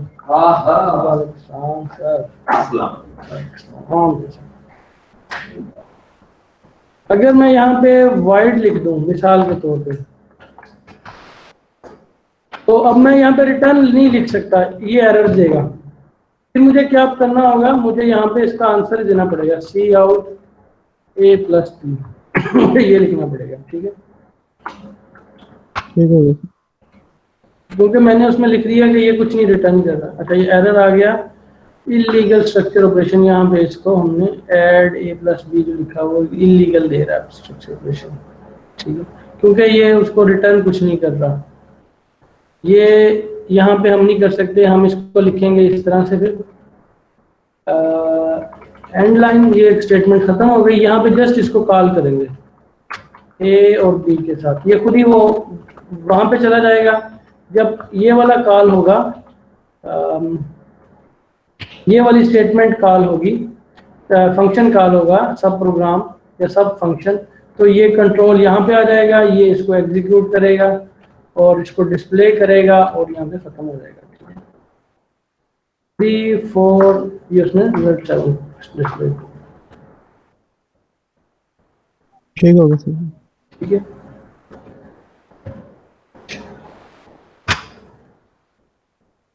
इसको मैं चेंज कर दूं, नहीं चेंज है, ये एरर देगा इस तरीके से। अच्छा जी, इसके अलावा किसी को और कोई क्वेश्चन है बेटा? Can ask. यदि जैसे हम कोड अलग अलग लिख लेते हैं कैलकुलेटर के लिए, प्लस माइनस के लिए, ये जो कोड हम लिख रहे हैं, अगर इनको सेव करना हो, जैसे एप्लीकेशन के ऊपर आइकॉन लगे होते हैं, तो वो इसी जगह से बनाएंगे वो, यानी कि एक डेस्कटॉप पे आ जाती है आइकॉन बन के। आप कहना चाह रहे हो जो विंडोज के प्रोग्राम सेव पड़े होते हैं? जी जी जी सर, वैसे ही। हाँ बेटा, इसका आइकन जो है ना, ये एक्जी का आइकन, अब पता नहीं, मेरे पहला सवाल समझ नहीं आया आपका। ये बिल्कुल उसी पुणे प्रोग्राम्स की तरह ही है, जस्ट इसका डिस्प्ले जो है वो अभी थोड़ा सा रहा है, लेकिन ये है कि they are actually working exactly as those programs are working. कि आप इसका आइकन जो है वो, एक सेकंड,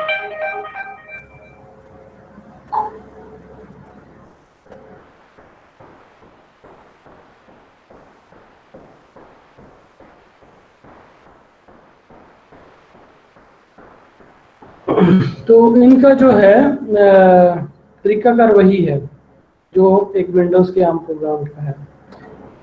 इसका जो आप देखेंगे कि ये एक्जी, इसका वो आ जाता है आइकन इसके फोल्डर के अंदर, उसको आप डबल क्लिक करेंगे तो ये प्रोग्राम रन हो जाएगा। जी जी सर जी, ऐसे होता है। तो जो दूसरे होते हैं प्रोग्राम डेस्कटॉप पे पड़े हुए, कैलकुलेटर है तो उस पर डबल क्लिक करते हैं तो वो कैलकुलेटर ओपन हो जाता है। तो ये उस तरह, ये भी उसी तरह जाएंगे अगर इनको करें? ये इसकी एक्जी बन जाएगी, ये बिल्कुल उसी तरीके से होंगे, लेकिन ये रन आपके अभी डॉस प्रॉम्प्ट में होंगे, ये विंडोज इन्वायरमेंट में रन नहीं होंगे। विंडोज इन्वायरमेंट में इनको रन करने के लिए आपको डिफरेंट, जो आप कह लें कि फाइल्स जो हैं C++ की, वो इसमें ऐड करनी पड़ेगी। आपको अपना कंपाइलर स्विच करना पड़ सकता है, वो विंडो प्रोग्रामिंग के अंदर आ जाता है। ये कंसोल प्रोग्रामिंग में आप काम कर रहे हैं। कंसोल ये लिखा नहीं हुआ, जैसे ये जो डॉस की स्क्रीन है, ब्लैक स्क्रीन, इसको कंसोल कहते हैं। अभी हम उसके अंदर कर रहे हैं। अगर आप चाह रहे हैं कि विंडोज़ के अंदर, तो फिर उसके विंडोज़ के लिए जैसे कि डिफरेंट और टूल्स हैं, जैसे विजुअल स्टूडियोज हैं, उनको यूज़ करते हुए आप विंडो प्रोग्रामिंग कर सकते हैं। ठीक हो गया। अभी जो क्वेश्चन है मेरा वो ये कि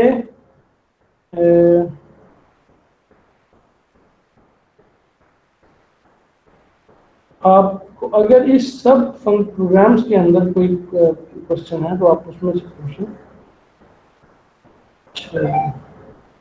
एक्सक्यूज मी सर। जी बेटा बोलो। सर यहाँ पे साइड पे एक ऑप्शन होता है कि इंसर्ट अ स्निपेट और इंसर्ट अ कोड, तो वो जो कोड वगैरह होता है वो हमने सेव किया होता है।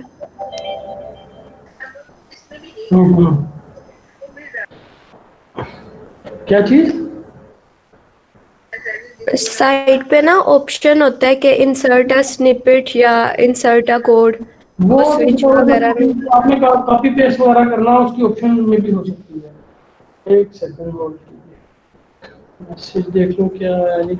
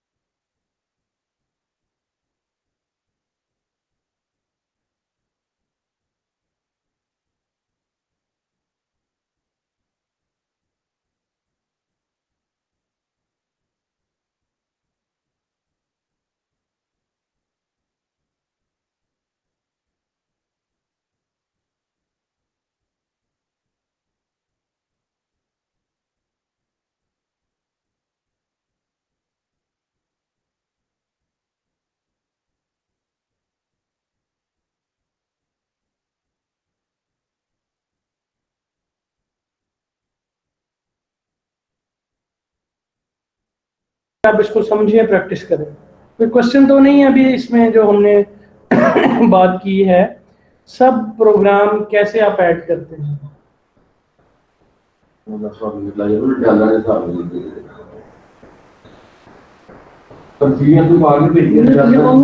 सुहेल अच्छा,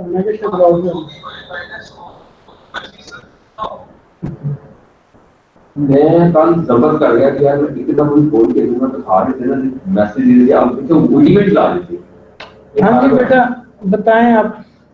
आज वो क्या काम मुझे दफ्तर लेके आया मैं इसी लग रहा तो वाला पेपर। हाँ जी बेटा, कोई क्वेश्चन है इसके? जो कोड हमने देखा है इसके बारे में, कोड स्निपेट जो है ना, वो जैसे आप कहेंगे पीस ऑफ कोड है, उसको कहते हैं स्निपेट। जी सर, वो साइड पे ऑप्शन होता है इंसर्ट अ स्निपेट, तो वहाँ से हम कोई इंसर्ट भी कर सकते हैं, मतलब पहले से सेव की होती है। हाँ जी, वो आप इंसर्ट कर सकते हैं, अपना कोड का कोई हिस्सा इंसर्ट कर सकते हैं एक्सेट्रा। तो वो सेव कैसे करते हैं? अब जैसे यहाँ से मैंने इधर से लेके मतलब इंट से लेके ऐड तक सेव करना है और इसको बार बार यूज करना है, तो वो सेव मैं कैसे करूँगी?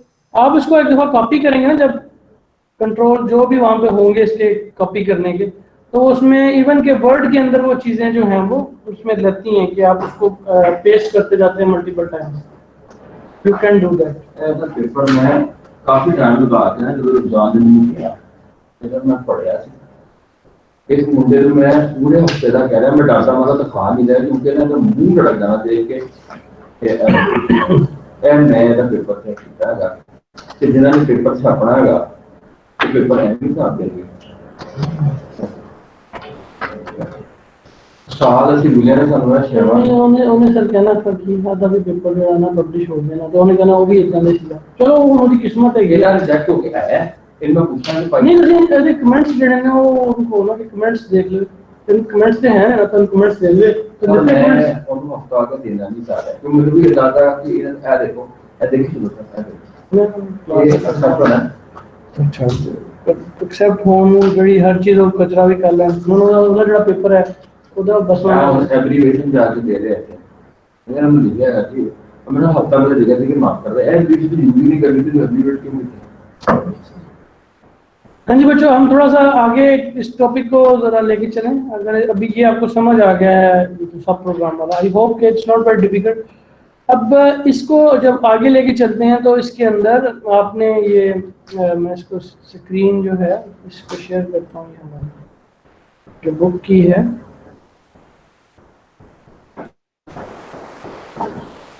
कि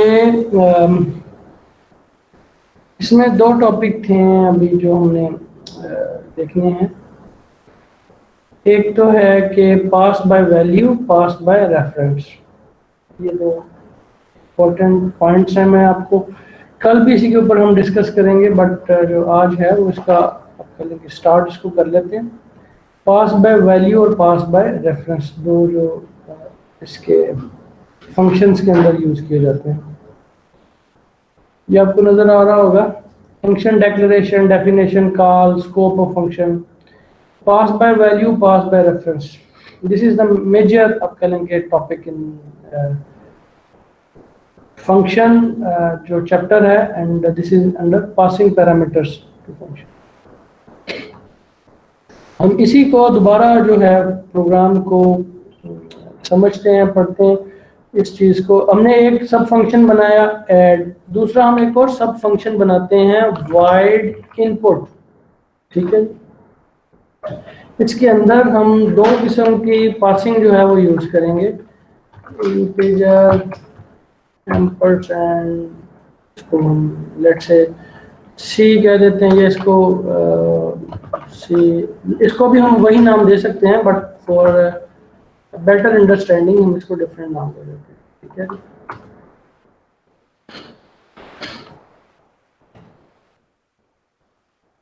शिफ्ट डेल कर दिया इसको हमने यहाँ से शिफ्ट सी इन सी डी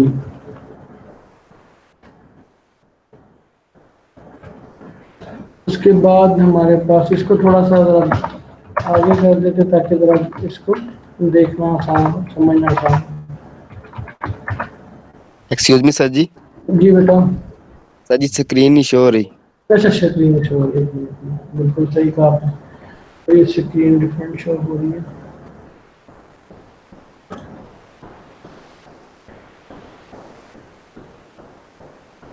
अच्छा जी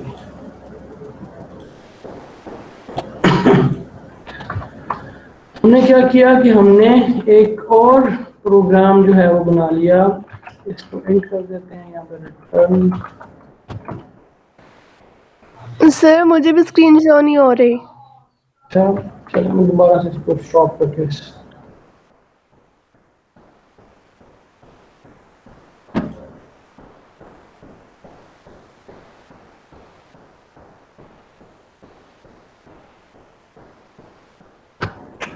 हमने अब दो यहाँ पे फंक्शन सब फंक्शंस बना लिए। एक जो है हमारा सब फंक्शन जो है वो क्या कर रहा है उसके अंदर हम रिटर्न करवा रहे हैं जबकि दूसरा इनपुट का हमने सब फंक्शन बनाया उसमें हम रिटर्न नहीं कर रहे हैं उसमें ये एक साइन यूज कर रहे हैं इसको एम्परसैंड कहते हैं ठीक है जी। इसका क्या मकसद है ये मैं भी आपको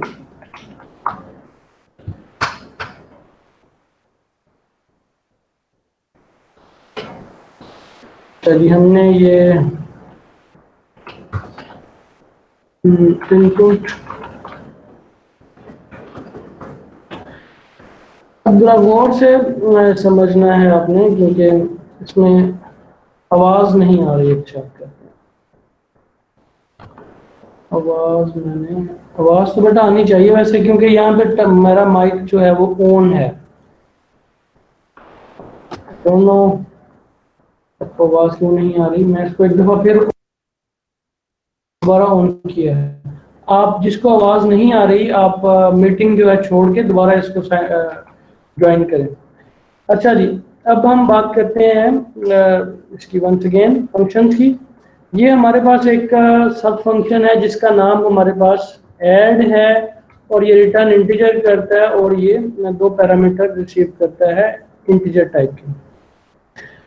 अच्छा, इसके अंदर हमने ये वाला साइन यूज नहीं किया, ठीक है, ये हमने इस फंक्शन में यूज किया है इनपुट के अंदर। इसको हम कहते हैं एम्परसैंड, ठीक है, एम्परसैंड कहते हैं। और ये इसको अभी आप यही समझ लें कि ये पास बाय रेफरेंस के लिए यूज किया जाता है। ये कैसे होता है पास बाय रेफरेंस, वो मैं आपको बाद में पेंट जो है उसके ऊपर ये ड्रा करके चीजें बताता हूँ। But for that time being आप इसको यही समझिए कि ये इसको पास बाय रेफरेंस के लिए ये सिंटैक्स है एम्परसैंड के। ये जो C और D इसको पास हुए हैं इनपुट फंक्शन को, इनपुट सम फंक्शन को या सब प्रोग्राम को, ये पास बाय रेफरेंस है। इसी तरह ये जो इसको पैरामीटर्स पास हो रहे हैं A और B, ये इसके अंदर एम्परसैंड हम ये यूज नहीं कर रहे, इसको हम कहते हैं पास बाय वैल्यू।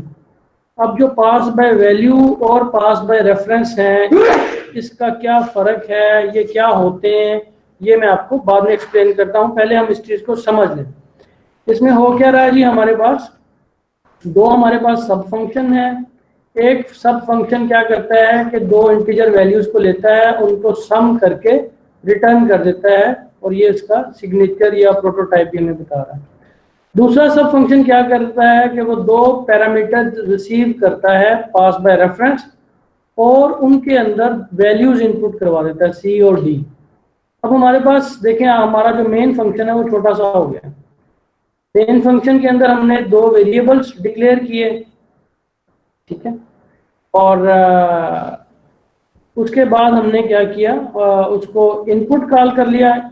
इनपुट के अंदर हमने उसको बता दिया कि भाई A और B के अंदर इनपुट करवा लो।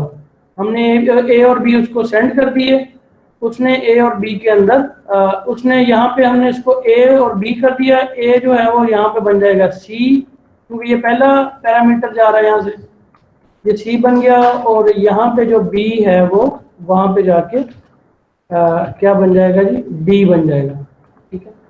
अब ये जो C है ये एक्चुअली A है और जो D है ये एक्चुअली B है। अब हमने इसके अंदर इनपुट कर ली। इनपुट करने के बाद हमने A और B जो यहाँ पे इनपुट किए थे वो हमने पास कर दिए ऐड को। अब ऐड क्या करेगा, इन दोनों को सम करके यहाँ पे जो आंसर है वो यहाँ पे रिटर्न कर देगा। मैं इसको एक बार रन करता हूँ आपके सामने। इंटीजर 1 हमने इनपुट किया, 3, 4, वो रिजल्ट हमारे पास बिल्कुल पहले प्रोग्राम की तरह ही आ गया। अब इसके अंदर मैं 2 दफा इसको कर सकता हूँ, जैसे कि मैं इन 2 को दोबारा रिपीट करूंगा तो इसका कंट्रोल इंसर्ट है यहाँ पे, कमांड शिफ्ट। अच्छा, अब मैंने इसको दोबारा से किया तो मैं 2 दफा से, ये देखें, ये जो 2 लाइंस हैं, ये 2 जो पीस ऑफ कोड है, ये क्या कर रहा है कि 2 सब फंक्शंस को कॉल कर रहा है। पहले जो है वो इनपुट को कॉल करता है, ये वाला इनपुट का फंक्शन, सब फंक्शन या सब प्रोग्राम।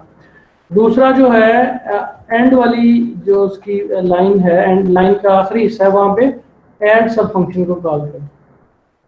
तो ये मैं इसको 2 दफा रिपीट कर लिया, इनपुट AB और उसके बाद रिजल्ट ऑफ एडिशन। तो मैं इसको 2 दफा इसको कंपाइल करके रन करता हूँ। इंटीजर इनपुट करें जी 3, फिर मैंने 5 इनपुट किया, उसने उसको कर दिया। तो दोबारा एक इन करवा रहा है, वो थोड़ा सा इसका जो है सही डिस्प्ले नहीं हो रहा है, क्योंकि एक जो एंड लाइन है वो इंसर्ट होना चाहिए। मैं यहाँ पे एक एंड लाइन इंसर्ट कर देता हूँ, ठीक है। सी आउट एंड लाइन, अब ये थोड़ा साफ सुथरा हो जाएगा। अब इसको दोबारा रन कर लेते हैं जी। एंटर 1 इंटीजर 5, 6, ये इसका रिजल्ट आ गया। 11, उसके बाद इनका दोबारा इनपुट करें 6 और 1, उसका रिजल्ट आ गया। अब हमने यहाँ पे क्या किया हुआ है जी कि 2 सब प्रोग्राम्स हैं, इसको मैं आपको समझाने की दोबारा कोशिश करता हूँ। फिर मैं आपको पास बाय वैल्यू और पास बाय रेफरेंस के बारे में थोड़ा सा गाइड करूंगा, and that is major concept in functions chapter, pass by value और पास बाय रेफरेंस। अच्छा, ये आप, हाँ जी ये जो हम करवा रहे हैं इसको कॉपी पेस्ट किया है 2 मरतबा वैल्यूज लेने के लिए, तो यहाँ पे वाइल लूप के जरिए तो ये काम हो रहा था पिछले चैप्टर्स में, तो यहाँ पे वाइल लूप भी इसमें इस्तेमाल होगी, हो बिल्कुल। सकती है इसमें? वाइल लूप करना चाहें तो वाइल लूप कर सकते हैं, ठीक है। वाइल लूप में, अब वाइल लूप का जो पिछले सब चैप्टर से आप कंपैरिजन करें तो यहाँ पे हमने क्या किया, ये जो दो जो कह लें कि ये वाला लाइन और ये वाली लाइन जो हैं, इसको यहाँ से हमने सफाई कर दी उनकी, ये हमने अलग से बना ली हैं। जब भी हमने 2 वैल्यूज इनपुट करवानी है तो हम उसको 2 पैरामीटर्स पास कर देंगे, वो इनपुट कर देगा। जस्ट हमने क्या किया है कि हमारा जो मेन कोड था, मेन फंक्शन था, उसमें से ये जो कह लें कि इनपुट की इंस्ट्रक्शंस वहां से उठा ली हैं। हमने जब इनपुट करवाना है तो हमने ये फंक्शन कॉल कर लेना है, ये ऑटोमेटिकली क्या होगा, कॉल हो रहा है और कॉल होने के बाद ये वैल्यूज इनपुट कर रहा है।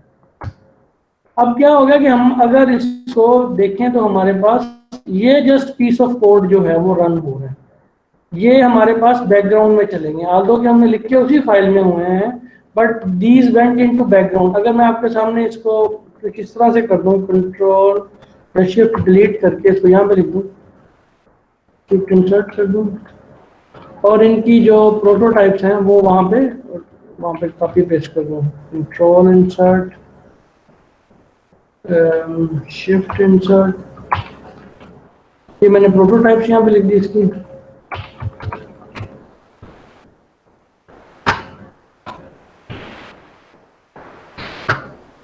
अब मैं इसको जरा एंटर मार के नीचे ले लेता हूँ। तो हमारे पास ये देखें, ये एक मेन फंक्शन है और इसके अंदर एक लिहाज से सफाई सी हो गई है। ये इनपुट करने के लिए ये वाला फंक्शन कॉल हो रहा है और ऐड के लिए ये वाला कॉल हो रहा है, ठीक है। ऐड वाला मेरा ख्याल है कि वो हमने कहीं डिलीट कर दिया, ऐड वाला किधर गया, ये क्या वो हमने डिलीट में हल कर दिया, हम उसको लिख लेते हैं, सी आउट रिजल्ट।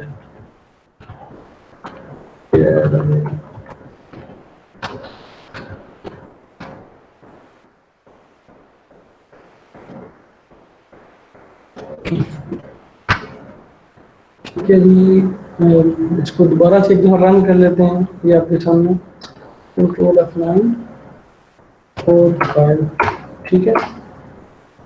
ये आपको एक लिहाज से जो ये इनपुट वाला काम था, ये जो हम परफॉर्म कर रहे हैं यहाँ पे इस फंक्शन में, ये थोड़ा सा साफ सा हो गया आपका मेन, ठीक है। जो भी आप उसको करवा रहे हैं आपने उसको एक अलग से एक सब फंक्शन में डाल के अलग कर दिया। अब जितनी दफा मर्जी आप इसको इनपुट करवाएं, आप सिंपल इसको कॉल कर लेंगे। इसको आप मल्टीपल टाइम करना चाह रहे हैं, आप एक वाइल लूप में कह देंगे, जैसे कि हाफिज अली याद में कहा। अच्छा, अब हम बात जो कर रहे थे सबसे इम्पोर्टेंट, मैं इसलिए बार बार आपसे कह रहा हूँ कि that you must understand. 10 minute तक मैं काम लेक्चर दे रहा हूँ, साइन नहीं करने, आप 1 घंटे बाद आना, मैं इसको पढ़ के साइन करने ले जाओ, सारी ले जाओ, ये भी बाद में जाना। अच्छा, अब हम बात कर रहे थे इसकी पास बाय रेफरेंस और पास बाय वैल्यू की। तो ये इम्पोर्टेंट है, इसलिए मैं बार बार आपसे कह रहा हूँ कि इसको अच्छे तरीके से समझने की कोशिश करें। यहाँ पे इसको बेशक आप अभी लिख लें कि ये जो मैंने हाईलाइट किया है, this is pass by value, ठीक है, और this is pass by reference. अगर मैं पास बाय रेफरेंस और पास बाय वैल्यू में गड़बड़ कर दूं तो रिजल्ट्स जो हैं बिल्कुल अजीब हो जाएंगे। अच्छा, पास बाय रेफरेंस के अंदर आपको क्या करना पड़ता है, आपको ये एम्परसैंड का जो कैरेक्टर है वो यूज करना पड़ता है। एम्परसैंड का कैरेक्टर क्या होता है कि बताता है कंपाइलर को कि पास बाय रेफरेंस यूज हो रहा है।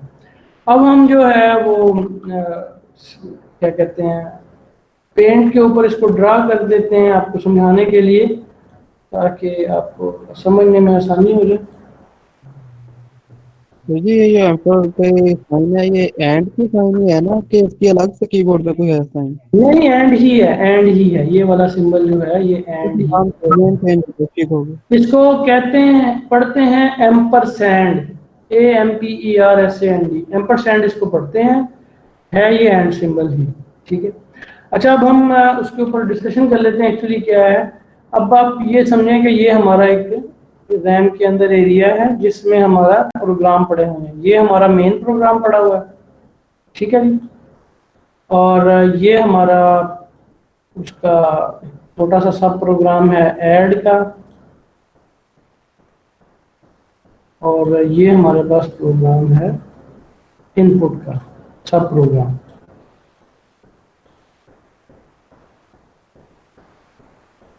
इसके अंदर हमने दो वेरिएबल्स बनाए थे, ठीक है। एक का नाम हमने रखा था ए और एक का नाम रखा था बी। अब हमने ये वेरिएबल्स इनपुट को पास किए थे, ठीक है।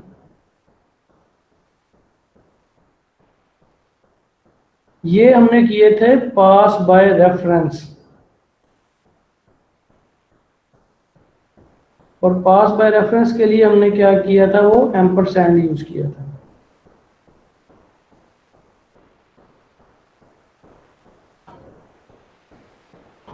पास बाय रेफरेंस में एक्चुअली क्या होता है, वेरिएबल्स जो हैं इनका रेफरेंस पास होता है। रेफरेंस पास होने का मकसद क्या है, यहाँ पे आपको याद होगा कि हमने किया था सी इन सी और किया था सी इन, तो सी आउट भी किया था लेकिन मैं वो लिख नहीं रहा, सी इन डी। मकसद क्या है कि जो सी इन सी है, ये सी एक्चुअली हमने इसका एक और नाम ए का रख लिया, और जो डी है ये नाम रख लिया बी का। जब सर ये सिफारिश टाइप हो गई है ना? हाँ जी, जैसे हम लोग फिजिकली कह देते हैं कि जी मैं उस फलाने बंदे के रेफरेंस से आया हूँ, तो ये वैसे ही हो गया। वहां पे वो जो हम कहते हैं ना कि फलाने बंदे के रेफरेंस से आया है, उससे थोड़ा सा डिफरेंट ये है कि ये आप इसको कह सकते हैं कि हमने उसका एक नाम बदल दिया है। अब ए का नाम सी रख दिया है और बी का नाम डी रख दिया है। ये वो तरह का नहीं हो गया, टाइप कास्टिंग तरह का? हाँ जी, ये टाइप कास्टिंग तरह का नहीं है जिसमें यानी कि टाइप कास्टिंग में हम उसकी टाइप बदल देते हैं। अब हमने उसका नाम बदला है, टाइप उसकी वही है, टाइप उसकी वही है, नाम बदल दिया। नाम हमने ए से सी कर दिया यहाँ पे और बी से डी कर दिया। आप इसका ए भी रख सकते हैं, नो प्रॉब्लम। ये बदला इसलिए कि जगह एक ही है, अब उसको एक्सेस करने के दो नाम हैं। मेन के अंदर ए बी यूज कर रहे हैं और इनपुट जो सब फंक्शन है उसके अंदर सी डी कर रहे हैं, ठीक है। और ये किस वजह से पॉसिबल हुआ है, पास बाय रेफरेंस की वजह से। अब हम जब क्या करेंगे, सी और डी जो है ये एक्चुअली किसको एक्सेस कर रहे हैं, इन्हीं ए बी वेरिएबल्स को। अब जब हम सी और डी के अंदर इनपुट करेंगे तो वैल्यू जो है वो ए बी के अंदर इनपुट हो जाएगी। फिर हम क्या करते हैं, आपको याद होगा हम यहाँ पे लिखते हैं जी ऐड ए बी।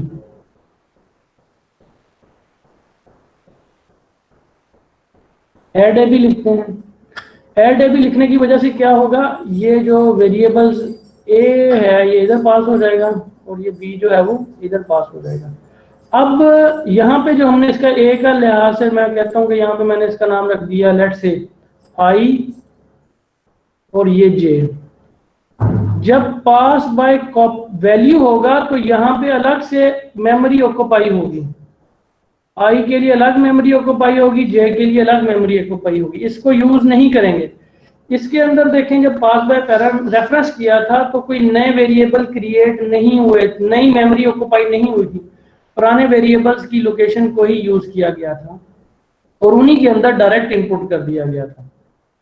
यहाँ पे हमने क्या किया, इसको जब यहाँ पे पास किया तो नए वेरिएबल्स की जगह बनी और वहां पे ये वाली वैल्यूज जो है कॉपी हो गई, ठीक है। ये वाली वैल्यूज कॉपी हो गई।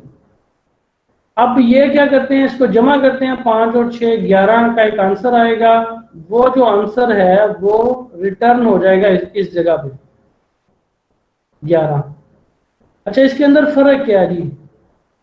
फर्क इसके अंदर ये है, देखिए अगर हम इसमें करते, इसके अंदर यहाँ पे पास बाय वैल्यू करते तो यहाँ पे सी और डी बनने थे, यहाँ पे कोई वैल्यू हमने इसमें इनपुट कर लेनी थी सी और डी में।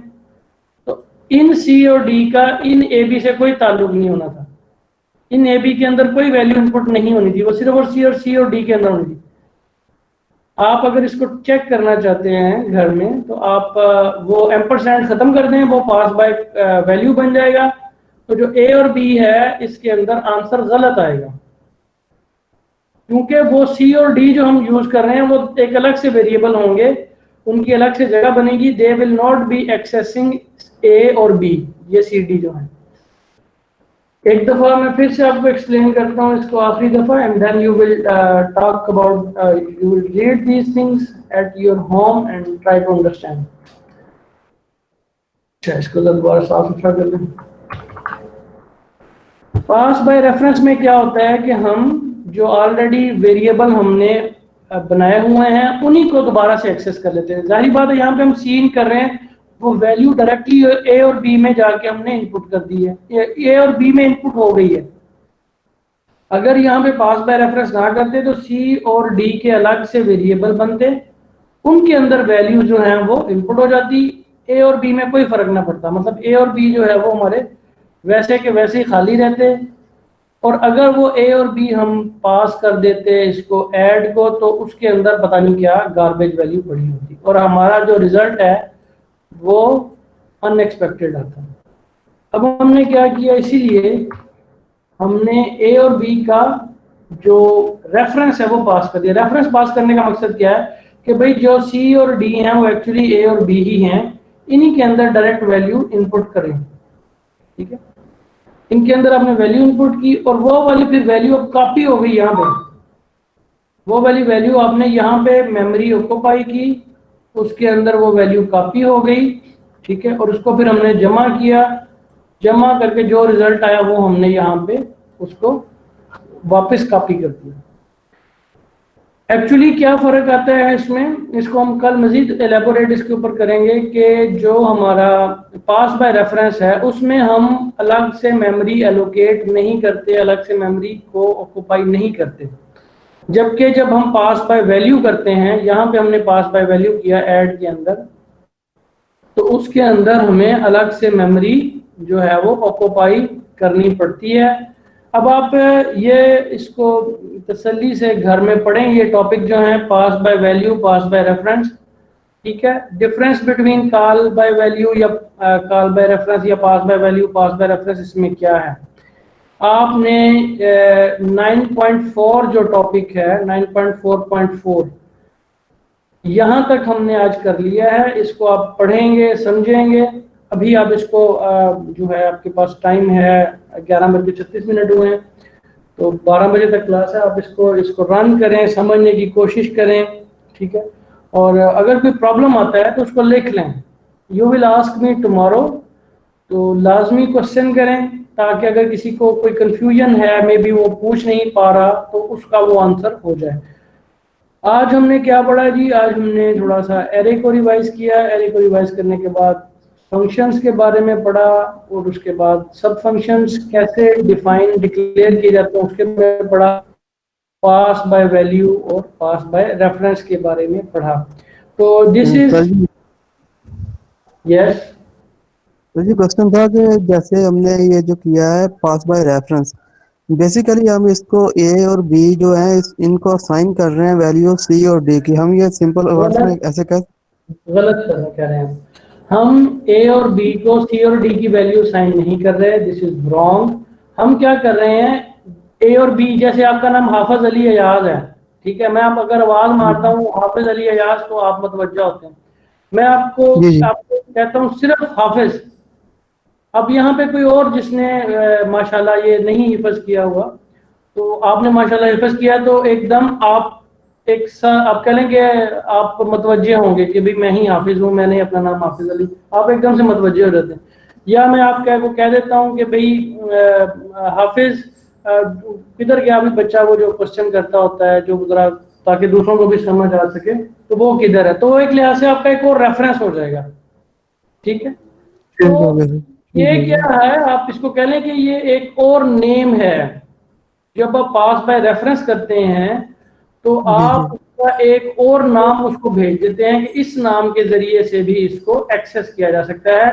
मेन चीज क्या है कि मेमोरी आपकी डबल ऑक्यूपाइड नहीं होती, मेमोरी एक ही होती है, उसके दो नाम हो जाते हैं। जबकि पास बाय वैल्यू में क्या होता है कि मेमोरी भी अलग से आप क्रिएट करते हैं। इसको आप पढ़ेंगे, समझेंगे, जिसके कुछ क्वेश्चन हैं मे बी वो सॉल्व हो जाए, नहीं सॉल्व होंगे तो कल हम इसको फुल फ्लैज दोबारा डिस्कस करेंगे। ठीक है, ठीक है, शुक्रिया। ठीक है बेटा, आप इसको अभी पढ़ें खुद, और क्वेश्चन जो आपके जहन में आते हैं वो उसको लिखें, और इसको क्या कहते हैं एग्जाम्पल्स बुक में दी गई हैं उसको समझने की कोशिश करें। जो क्वेश्चन आपको समझ नहीं आ रहा, जो कोई लॉजिक समझ नहीं आ रही, वो आप लिख लें कि मुझे ये समझ नहीं आ रहा, एंड आस्क मी टुमारो। ठीक है जी बेटा, तो वी विल टॉक टुमारो। अभी आप इसको प्रैक्टिस कर सकते हैं अपने कंप्यूटर्स के। तो we will see us again tomorrow इंशाल्लाह। टिल देन अस्सलाम वालेकुम। अस्सलाम वालेकुम भाईजान, अस्सलाम वालेकुम, अल्लाह हाफिज। किधर जा रहा है?